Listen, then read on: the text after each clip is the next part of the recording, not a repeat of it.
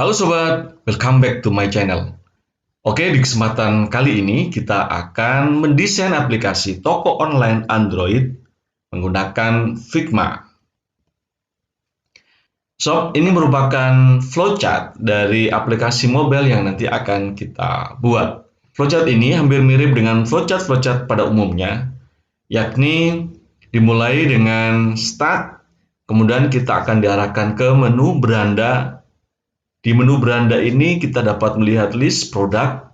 Kemudian pada saat salah satu produk kita klik, maka kita akan dibukakan detailnya. Nah, kemudian kita akan diarahkan untuk mengisi form input masuk keranjang. Namun setelah itu kita ditanya apakah kita sudah login atau masih belum. Jika belum, maka kita akan diarahkan masuk ke halaman login. Jika sudah, kita nanti akan diarahkan masuk ke halaman keranjang. Jika belum dan kita diarahkan masuk ke halaman login, maka kita akan ditanya apakah kita sudah punya akun atau belum. Jika sudah punya, maka kita langsung melakukan login. Jika belum, kita akan diarahkan untuk masuk ke halaman sign up atau registrasi akun. Kemudian kita melakukan registrasi dan setelah itu kita langsung masuk ke dalam keranjang. Jadi proses loginnya langsung dianggap sudah selesai. Berbeda dengan pada saat kita sudah punya akun, kita akan diminta untuk login terlebih dahulu karena memang kita belum masuk ke sistem. Berbeda dengan pendaftaran, karena dengan pendaftaran itu dianggap orang yang baru memasukkan username dan password dan dia prosesnya sekaligus dibikin masuk. Nah, dari halaman keranjang, kita akan melakukan proses checkout, kemudian diarahkan halaman checkout, kemudian diminta untuk memilih ekspedisinya, kemudian masuk halaman Mitrans karena kita menggunakan API dari Mitrans, kemudian pilih metode pembayaran, user melakukan pembayaran sukses, masuk di history dan selesai. Dari flowchart tadi, tentunya ada tampilan-tampilan kita diminta untuk masuk ke login, masuk pendaftaran, masuk untuk ke checkout, dan seterusnya. Nah, itu menggunakan user interface. Nah, user interface itu dia merupakan tampilan dari sebuah produk untuk menjembatani antara kita pemilik sistem dengan pengguna. Tampilan UI ini bisa berubah bentuk, warna, tulisan yang didesain semenarik mungkin. Memang tujuannya adalah untuk menarik pengguna. Secara sederhananya, bahwa user interface ini adalah bagaimana sebuah tampilan dalam aplikasi kita yang menampilkan produk-produk itu terlihat oleh pengguna dan pengguna tertarik dengan user interface tersebut. Mengapa kita perlu mendesain UI? Bahwa UI diperlukan manakala kita membutuhkan prototipe aplikasi.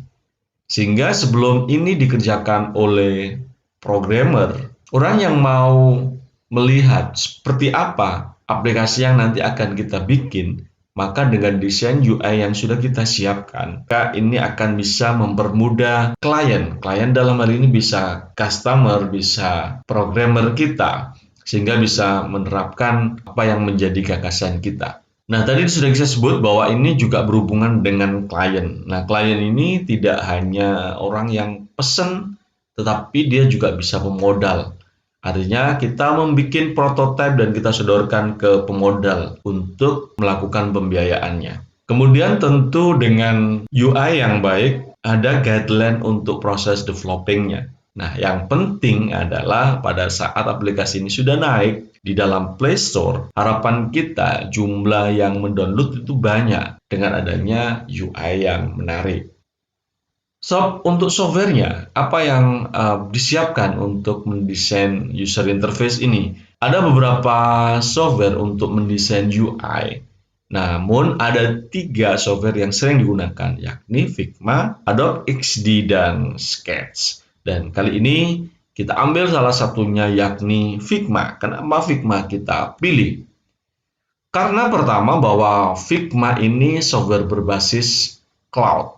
Jadi dengan cloud ini maka data yang sudah dikerjakan itu akan tersimpan dan kita nggak tergantung dari PC atau laptop kita karena datanya semuanya sudah ada di cloud. Kemudian support untuk browser dan desktop. Jadi di Figma ini fitur lain yang diunggulkan bahwa dia bisa komunikasi antara cloud dengan desktop. Dia sudah menyiapkan dua aplikasi tersebut. Yang ketiga, tentu saja dengan berbasis cloud ini disediakan pula fitur untuk kolaborasi sehingga kita bisa bekerja bareng-bareng secara real time. Dan yang keempat memiliki fitur mirror. Nah, ini adalah tool yang memungkinkan kita untuk melihat desain yang sudah kita buat di desktop maupun di perangkat Android. Sehingga perubahan yang terjadi di desktop akan berubah juga di cloud dan sebaliknya. Nah, secara spesifik kelebihan Figma, dia bisa berkolaborasi yang dapat melakukan pekerjaan secara real time dan transparan. Sehingga tim yang bekerja itu bisa lebih mudah karena adanya satu komunikasi di cloud yang bisa dilakukan bareng-bareng. Yang kedua, fitur berbagi file yang mudah dan cepat. Yang ketiga, dengan alat desain cloud ini tentu kita tidak memerlukan penyimpanan secara lokal di PC ataupun di komputer, sehingga ini bisa diakses di manapun tempat.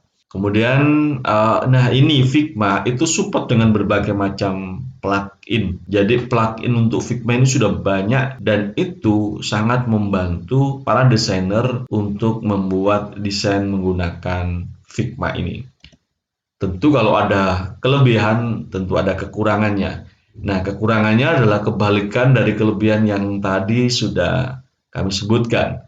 Bahwa karena dia online, maka harus ada koneksi internet untuk mengerjakannya. Jadi bagi yang tidak memiliki koneksi internet, maka Figma ini dilupakan saja. Yang kedua, membutuhkan Intel XD grafik di 4000 atau lebih tinggi. Jadi ini memang menggunakan spek yang tinggi urusan grafisnya. Kemudian yang ketiga, local case dapat mempersulit desainer untuk melihat perubahan atau pembaruan desain. Dan yang keempat, anggota tim hanya bisa mengakses file hanya ketika desain sudah diunggah di library. Ini tentunya akan mengakibatkan delay.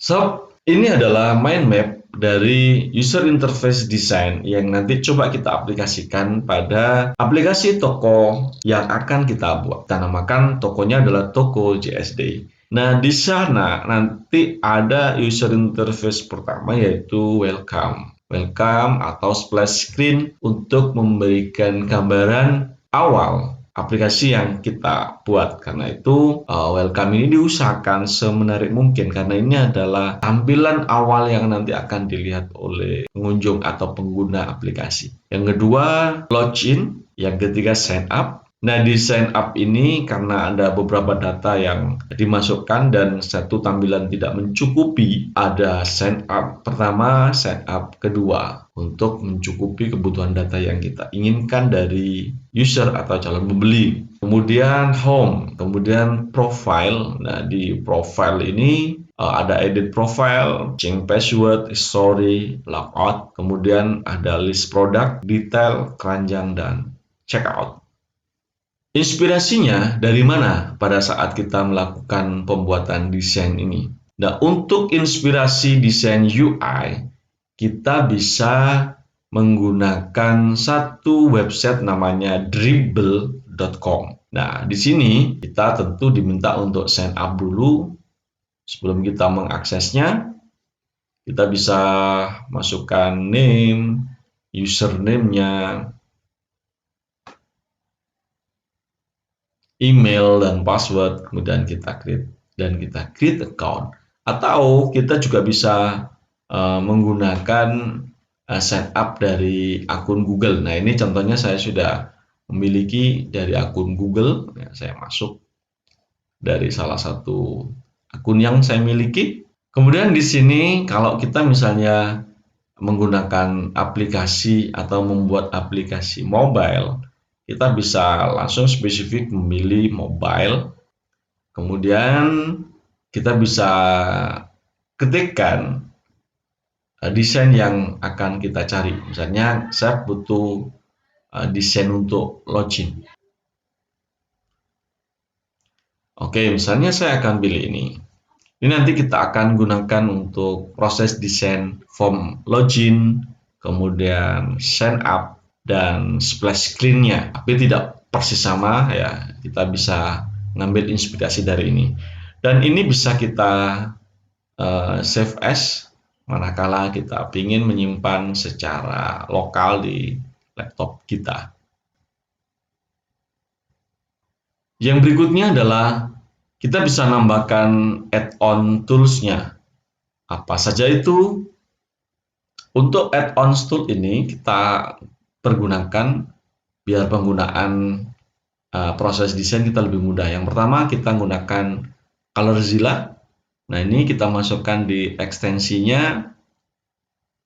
ColorZilla ini untuk mengambil warna yang ada di tampilan laptop dan itu akan mempermudah menentukan warna yang akan kita duplikasi. Nah, ini ColorZilla bisa kita klik dan tambahkan ke Chrome. Kemudian selanjutnya kita bisa, ini detailnya, ColorZilla sudah diinstal. Nah, kemudian kita bisa kembali kepada di ekstensi kita memang sudah masuk dan kita bisa mempin ColorZilla ini sehingga penggunanya nanti akan lebih mudah. Caranya diklik di ekstensi, nah itu ada pinnya itu atau sematkan, diklik maka dia sudah ada di sebelah atas. Selanjutnya kita akan membuka aplikasi utamanya yakni figma.com. Kita juga diminta untuk sign up, sama kita bisa sign up menggunakan akun Google yang sudah kita miliki. Kita buka perangkat untuk validasi dan verifikasi apakah akun ini memang akun kita.